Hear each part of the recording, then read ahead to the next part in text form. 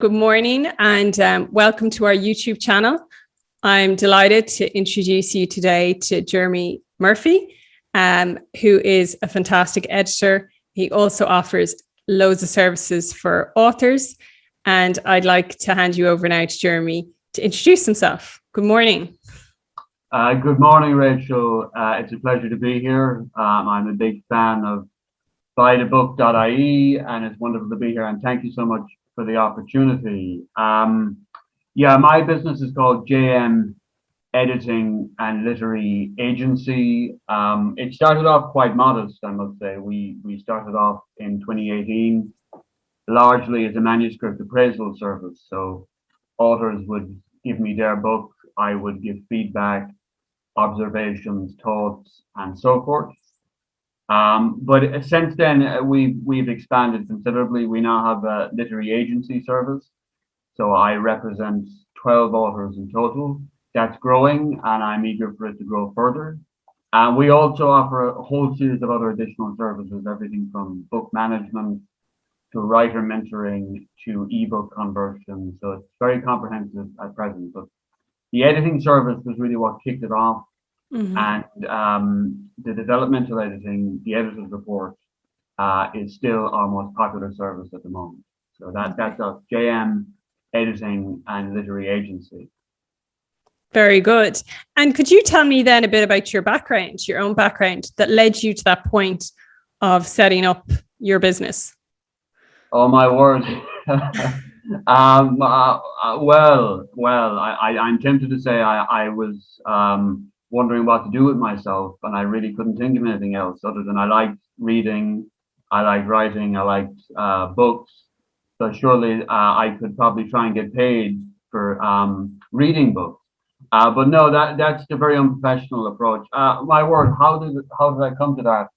Well, like I say, in I think it was 2018, I started offering editing services as a freelancer, and mainly manuscript appraisal, because I felt that was what I was best at. So I would read novels, nonfiction, and I would write a report, an appraisal, give feedback on all aspects of the book, everything from character development to plot to structure to style. And really, I think when I did that initially, my idea was to do something interesting, to get some money, to maybe get into publishing. Maybe it might help my career as a writer. I didn't envision initially it becoming a business. Mm-hmm. In fact, the idea of business didn't come naturally to me. But as it developed, and as I got more clients, I think the mentality changed. And I think after about a year doing it, I said, hold on a second, I should probably take this seriously. This might actually be a real business now. Mm-hmm. And I think it really evolved from there. So like I said, it started off modest. It started off really, I was looking for something to do.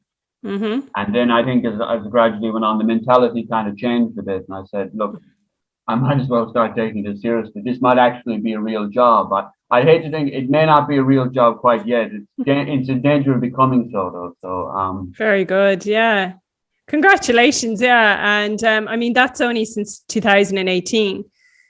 So to even have a portfolio of 12 authors and to have branched out from that initial, very, I suppose, not basic service, but, you seem to offer a range of author services now. So that's really good. Could you then talk me through the actual process of editing? And for anyone that's watching, I mean, so what, so say I've done my manuscript and it's finished, and I suppose there's that really important stage before you think about publishing to engage with an editor. So maybe you could, I suppose, answer two questions for me. One, why should I consider an editor or editing services? And two, what is that process from manuscript to, I suppose, polished script? Yeah, no, two great questions, Rachel, and I might just answer the second one first. Yeah, if you don't mind. I think the easiest way when it comes to editing is to break it into three stages. Mm-hmm. that you have developmental editing, copy editing, and proofreading. Now that sounds like a rigmarole, but when you break it down, it becomes quite clear. So the first one, developmental editing, what's that? It's exactly as you say. When you have your first draft, so you're a writer, you have your first draft, and you're eager to get a professional opinion. You want some feedback. You've spent a lot of time writing this. You think it's good. You think it's going somewhere, but you want somebody to read it and give a professional opinion. That's developmental editing. Mm-hmm. So you give it to an editor, and in our case, it's an editor's report. We would, either I or one of the team would read the book and write an appraisal. The appraisal is a comprehensive, detailed report covering all aspects. So if it's fiction, it's plot, structure, style, characters, etc., etc. If it's non-fiction, it can be structure, plausibility, clarity of language, and so forth. And the point of developmental editing is to get somebody to read it and give a professional appraisal, give feedback, give thoughts, give observations. So that's the first stage, developmental editing. Then ideally what happens is after the author receives the report, they can implement the changes if they agree with them, and it goes to a second draft. And the process goes on until the author and the editor or the publisher or whoever's working, whoever's on the team are happy. They say, okay, in terms of the basic substance, this book is good, this draft is ready to go. Okay, so that's the developmental editing stage. That's the first stage. And when that process is complete, when you have a final draft, you move to copy editing. Okay, what's that? So copy editing is where the editor takes the manuscript and goes through line by line, restructuring sentences, making corrections, making edits, making small changes, making small tweaks. So it's a detailed, thorough edit of the manuscript. That's copy editing.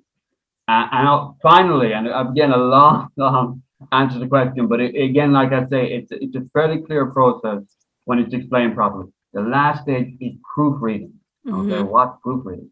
Proofreading is basically, so when everything is complete, when you have your manuscript everyone's happy with, and it's been thoroughly copy edited, the proofread is the last edit before it is printed.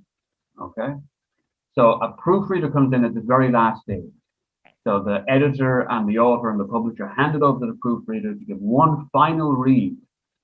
And the purpose of that is just to detect any of those little typos or mistakes or errors which can linger in a manuscript even when it has been read and appraised several times. And all writers will be familiar with them. You can look through a manuscript till you're blue in the face, and then for some infuriating reason, there's still a little typo or a little grammatical error or spelling mistake or something, and the proof reading is to get rid of that. Now, in most editing with the proof stage, certainly with us, it would actually also go through a computer software, which would give it an added layer of editing, but that would all be part of the proofreading stage. So, yeah, again, a big long answer to your question, but it's basically 3 stages. Developmental, that's observations, feedback on the actual substance.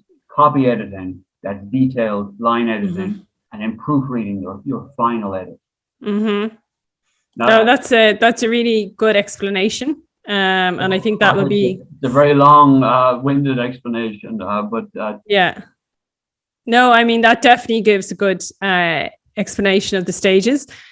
So then why, I suppose you've kind of answered a little bit of my initial question, but maybe you could elaborate then. So why should I consider then paying an editor to do that when, say, I could go to a family or friend member to have a look, give me an opinion, maybe do those things? Why go outside, to get professional help? Yeah, no, it's a very good question, and I think it depends on the stage. The first one, developmental editing, I think it's very important to get a professional editor. And the reason really is twofold. Now, that's not to say that family and friends don't have a role. I think they do. They're occasionally called beta readers, and that has a role in the book process too. But there's really two big reasons why it's important to get a professional editor. The first one is they are trained to be honest. Okay, so when they read your book, a professional editor will, in a professional, constructive way, identify problems with the manuscript. For obvious reasons and for perfectly understandable reasons, family and friends are not always forthcoming with that because they know it's important to you. You've spent a lot of time with your book, and they don't want to offend you. But obviously, with a professional editor, when they're used to this and they do this for a living, they don't have that issue. The second reason, which is also very important, is editing isn't just negative, which is a perception some people have. Some people imagine editing is simply, when I talk about it, developmental editing, people just take your book and do a hatchet job and say, I don't like this, cut out this. No, that's not what editing is about. Editing is a very constructive process. A good editor won't just identify what's wrong with your book. They will help you find solutions. Mm-hmm. Now, that's something as well, family and friends, and they could be the most intelligent, brilliant people in the world. They may not have the training. They may not have the training to be able to tell you and help you find solutions. Okay? So that's the important thing. Editing is a constructive process. And a good professional editor will be able to find constructive solutions to the problems she or he identifies. Okay. So maybe that doesn't answer your question at all. Yeah, no, I suppose as the author and maybe family and friends, we're very emotionally involved in the book, and our other halves or sisters can see that, and they might want to tread carefully, where somebody outside that can, have a different view. But as you said, it's not done in a negative way. It's done in a constructive way. And it can kind of maybe lead the book in a new direction that, because you can be so involved in it yourself, you might not see. And I think that is important in the process to kind of, to look at the good, to look at what is working, from an editor's point of view, but maybe to try and, pull out bits where it's maybe the author has overcomplicated things or put too much detail into things, or it doesn't flow, or whatever it might be. Yes, yeah, no, that's very well said, and I agree with that 100%. I think that with a family or friends, there is that sensitivity there, and a good editor's report will always get the correct tone. Mm-hmm. It will always communicate the issues with the manuscript in a sensitive, constructive, and professional way. Mm-hmm. An editor, a professional editor, and a book critic writing for a newspaper or Instagram or whatever are very different things. People who critique books, and there's some wonderful critics out there, critique books for newspapers and critique books on social media. That's a slightly different exercise, I think. Mm-hmm. And I think editing is a very professional process where you are working for the author, as the author is your client. So if I'm editing a manuscript, the author is my client, and it's a professional relationship. And anything I say will be said in a very professional way, and it'll also be done in a very constructive way. Mm-hmm. So I will give, if I'm editing a manuscript and I'm doing an appraisal, I will give advice and feedback on how this manuscript can be improved. Mm-hmm. Yeah. Thanks for that. I might then ask you, so how can I best be prepared to come to you? And what should I consider when I'm looking for a quote? So I suppose what I'm trying to figure out is what's the best way I can have my manuscript ready to move on to the editing stage? At which stage do I know it's ready? And then, in terms of a quote, say if I have a certain budget, how do I maximize, I suppose, value for money, but also quality and getting the best manuscript back from you? Is there any advice around those kind of topics? Yeah. These are good questions, Rachel. That's there's a lot there. I think maybe the first step is if you're interested in availing of our services, the website is a good first step. Have a look through what we offer on the website. I would like to think the website clearly outlines everything we do and helps authors and clients identify how we can help them. Now, the website is being restructured at the moment by Pedro and Eugenia, and I'm really expecting them to do a fantastic job. And if they're watching, which I'm sure they are, pressure's on, guys. You got to get this website right. But yeah, no, in the next couple of months, the website I really hope to be is somewhere that clients can go, they can see exactly what we can do, and it will help them identify precisely how we can help. Like, is it a developmental edit? Is that what they need? Do they need what we call writer mentoring, where it's an hour consultation with me or one of the team where we can talk about anything? I can help them. If they might have an idea for a book and they want to get words on the page, I can help them with that. It could be our ghostwriting package. So I hope the website helps them identify precisely how we can help, and it makes things clear and accessible and easy. And I can say the two guys, that's the brief. You did mention, however, that you did mention quotes. Yeah. And I do appreciate that. And obviously everyone has a budget. And the last thing I want, or a client wants, is for people to spend money on things they don't need. And I'm not in that business. Like, I want everyone to come out from working with me to be happy, to say, I'm really happy with the service I got.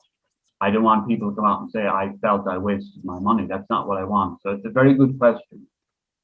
I think with regard to quotes, I think it is very important for me to identify exactly what the client needs. Sometimes it's obvious what's needed. Like, for instance, if just give you three examples. Say you're a writer, you're a novelist, you've written your first novel, you've got a draft, you just want some professional advice. Then I think it's obvious you need the developmental edit. Mm-hmm. Say you're somebody who doesn't write at all, but you've always wanted to write your memoir, and you really need help with writing the book, then I think the ghostwriting package is for you. Say you're somebody who you published several books and you're looking for a publishing deal, then I think the literary agency service is for you. So in some cases it's obvious, but if you're somebody and you look at everything we have on offer, you feel you need help, but you just don't know what you need, I think the best thing is to book a consultation. We can provide free 15-minute consultations. That's a service. That's great. And we also do paid consultations.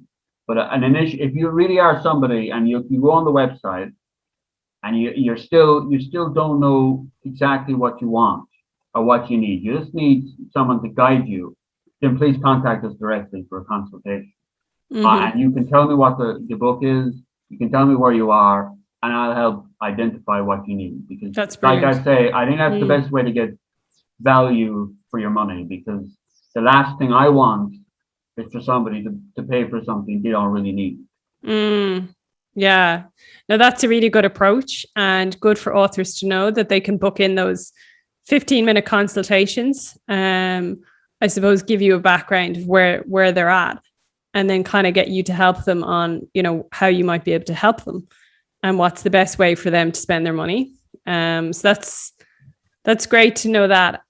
So I suppose then if I was to ask you, because I think I've seen somewhere, how involved do you get in helping an author market their book? So just moving a little bit away from the editing, do you get involved in any marketing for your authors, or do you have any advice for authors trying to market their book? Yeah, no, that's a very good question, Rachel. I think yes, I do. Yes, I do is the simple answer. We do offer a book management service. Okay. Where again, I don't have many authors that have done this for, but it is a service that's there, and it really suits some authors. And in part of that, I would certainly give advice about marketing and promotion, and in some cases, I would assist them with it, depending. So there is a book management service.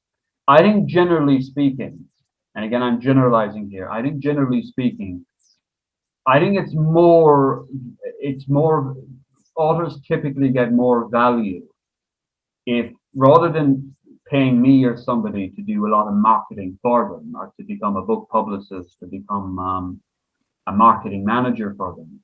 I think they get more value if I advise them from my experience of marketing.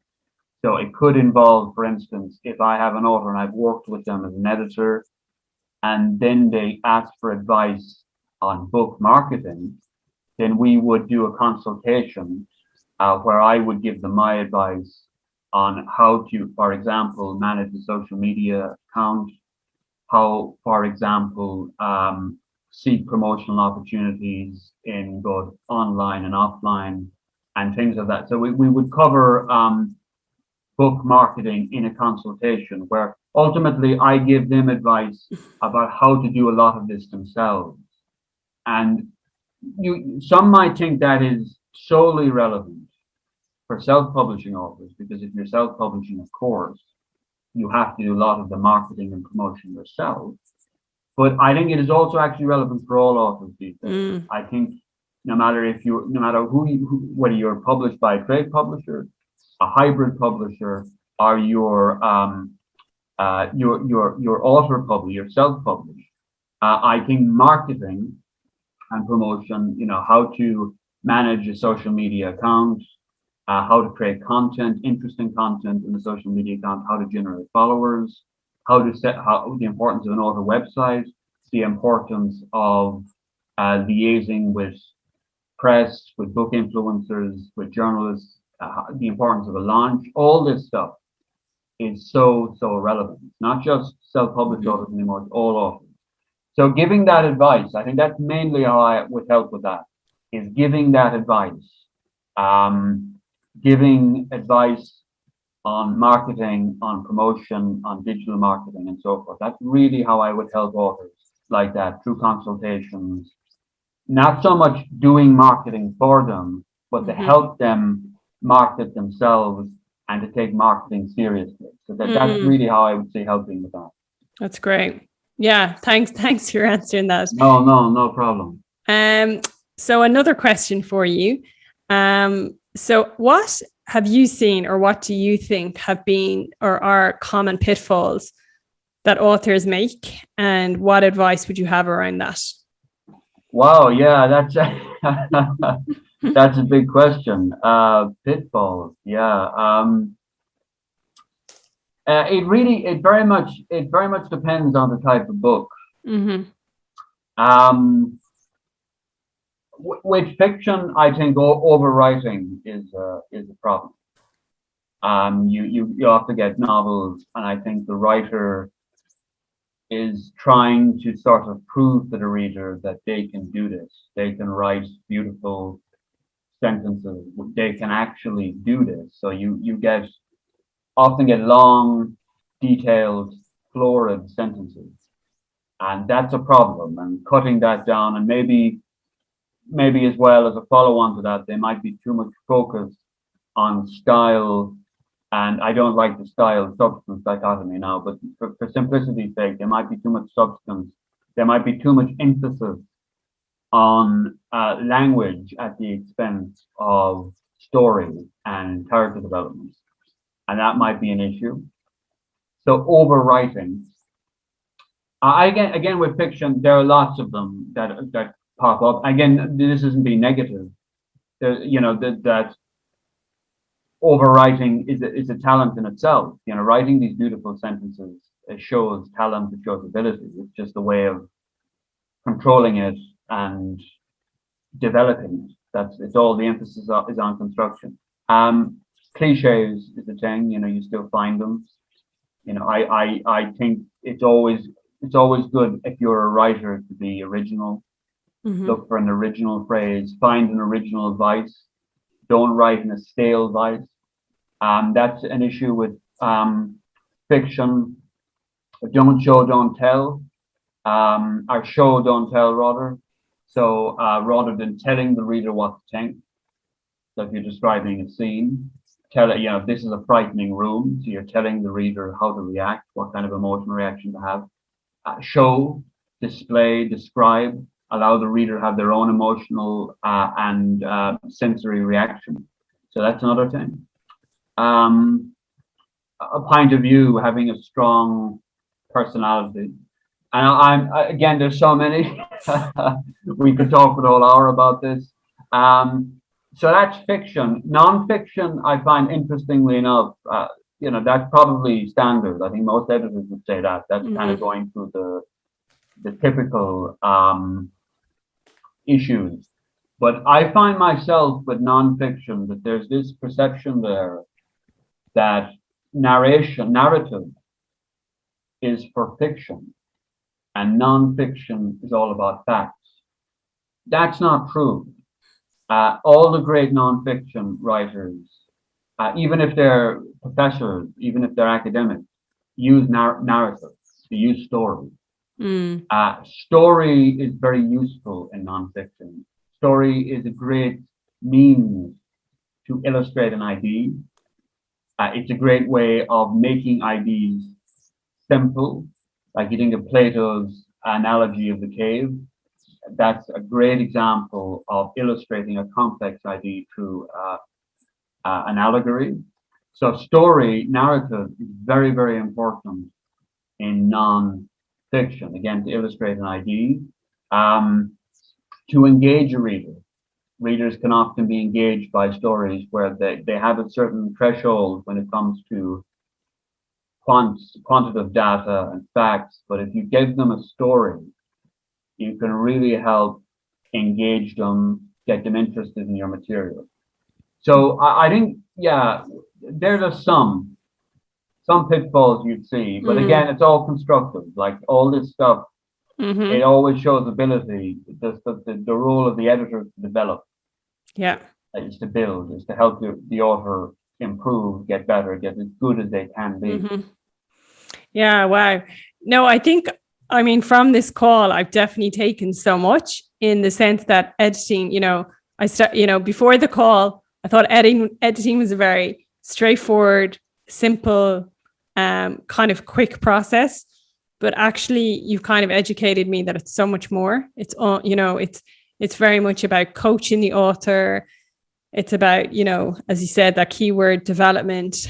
But then the fact that you have these services, outside the core editing service too. And it seems just listening to you talk, you've got such vast knowledge on, what an author should be thinking about outside the box, going at different angles, and not, that it seems like editing isn't just checking for spelling mistakes. It's actually a much broader and very valuable part of the process.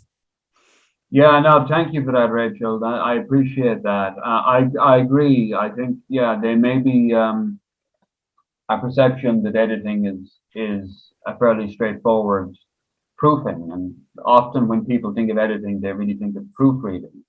But with, like you say, it is a means of helping authors develop, of building, and particularly with the developmental editing, it can be enormously useful And I'm very, of course, I'm very heartened when I get positive testimonials from authors, particularly on that subject, on how they felt the developmental editing helped them improve. And they felt that after going through the editing process, they really felt that the manuscript was better, it had improved. And also, while they may not initially have agreed with some of the points, as they went through the process, they managed to see where I was coming from. In the respect they saw that in actual fact, some of these ideas do improve it. It mightn't have been exactly how they wanted to write it, but it managed to improve the experience for the reader. And of course, it is a dialectic. The book is the author's book. It's about their vision, but it's also about that engagement with the reader. And often editors' reports are often called readers' reports, which is a very good name actually, because it is really it's about writing a book that successfully creates an experience for the reader. Yeah. And but thank you. I appreciate that. So we'll finish off our chat. It's been such a great one. I suppose I've two final questions that I want to get to. One is there anything else that we've kind of might have left out? Any bits of advice, either for authors or anything you want to bring up? That'll be the kind of the second last question. And the last question would be, how do we find out more and how do we connect with you? Okay, yeah. So yeah, the ball's in my court. Anything else? That's an interesting question. My word. Well, we have covered a lot. We have. We've covered a lot, Rachel. Anything else? Yeah, well, with it's sticking with editing. I think editing really was the subject of the discussion. I think a good tip is that when you've got you went to me for developmental editing, I did a reader's report or an editor's report, and you got my advice back, and you found the feedback really helpful and useful, and you're struggling, however, with implementing the changes. Because I think I might have focused in discussion about editor's role as identifying problems and making suggestions. But equally important is the implementation of those suggestions. Yeah. I always, my advice from our point of view is please ask. If you find, because I've had clients in the past that have really liked the ideas, but then they went and struggled to implement them. If you're in that boat, if you're in that truck, please ask, come back and ask. Because I always emphasize that in the report. I always emphasize in the correspondence. If you have any issues with implementing these ideas, please come back to me. Ask.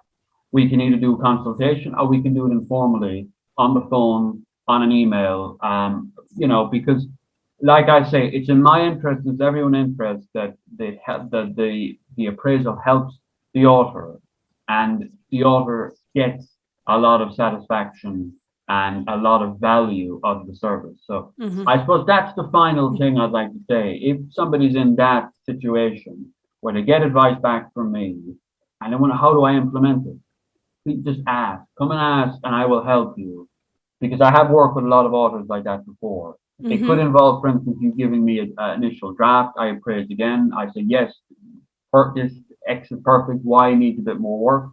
And we can go through it like that. So that's the final thing, just about the implementation of the suggestion. And then the final question. How do you get? I would love, Rachel, if I'm easy to find. You put my phone number up there. Ring me anytime. I'm not a secretive guy at all. I hope I'm across the internet. Our website is www.jermurphy.com. We're on Facebook. I'm on LinkedIn, Jeremy Murphy. I'm on Twitter. All our contact details are on the website and all across the channels. My email address, my phone. I'm based here in Kerry. Lovely. The Stowe, County Kerry. Lovely. So, but I'm in Cork and Dublin fairly regularly as well. So if you're not lucky enough to be in Kerry, I can catch up with you. I do face-to-face consultations in Dublin and Cork as well. And I'm actually proud to say we've clients from all across the world. Brilliant. With regard to contact details, I would love to think we're very accessible. And again, perhaps as well, there are some clients that don't like corresponding through email. They find it a bit formal or something. You can also ring me. My phone number is on the website. It's also should be on the social channels. I'm totally open for that too. So ring me or WhatsApp me, and we can talk on the phone. Because some clients some prefer email. Some prefer Facebook message, some prefer LinkedIn message, some prefer the phone. So I all options are there. But Brilliant. Good question, definitely. Well, thank you so much for your time today. There's a lot there, a lot actually to take in. I think what you've talked through, there's definitely value there for authors to consider. And it seems like you really guide them through the process and can kind of, and I think that is so important, to identify what they might need based on your experience. So thank you so much, Jeremy, for your time today and giving us all that advice. I know that it will help other people. And we will put your details up below this video as well. Just to make it easy for people. If anything is unclear as well, Rachel, for your followers, either on YouTube or any of the platforms you share this on, just fire a question into the comments. I will get back and. Oh yeah. Because there's could generate a discussion from this. Yeah. But exactly. Can I just say as well quickly? Thank you for the opportunity, Rachel. It's been wonderful talking to you. I know this is all about me, but BuytheBook.ie is a great platform.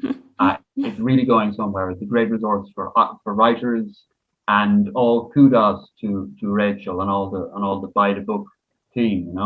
Oh, thanks so much. No problem. Yeah, we really appreciate the support. So thank you for that, and we'll stay in touch. Absolutely. Take care. Okay. Thanks, Jeremy.